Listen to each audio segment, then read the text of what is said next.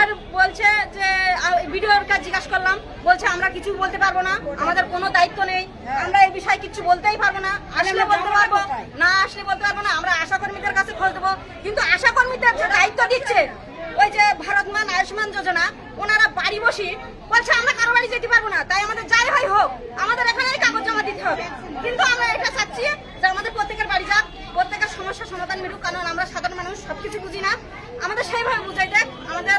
আর main হচ্ছে আমাদের ওই যে অন্নপূর্ণা যোজনার টাকাটা সবাই পাক, না হলে কারোর দরকার নেই। সরকার যদি বলে যে আমি দেশ চালাতে পারবো না, যে প্রাক্তন মুখ্যমন্ত্রী যে দেনা করে দিয়ে গেছে তার জন্য আমি দিতে পারবো না, তাতেও আমাদের কোনো আক্ষেপ থাকবে না, যে হ্যাঁ আমরা বুঝবো যে দেনা করে গিয়েছে তার জন্য আমাদের অন্নপূর্ণা যোজনা দিচ্ছে না, বন্ধ করতে। যদি দেয় তাহলে প্রত্যেকের, কারণ সরকার যাচাই করেছে যে হ্যাঁ এখানে আমরা এত বাছাই করছি, এই করেছি সেই করেছি, এই বাদ দিছি সেই বাদ দিছি, তার মধ্যে তো আমরা আছি, না হলে প্রথম টাকাটা পাইনি। তার জন্য আমরা চাই যে অন্নপূর্ণা যোজনা যারা সঠিক বিচারাত্মক ভাবে পেয়েছে তারা সঠিকভাবে পাক, আরো যারা অনলাইন অফলাইন ফর্ম জমা দিচ্ছে তারাও পাক।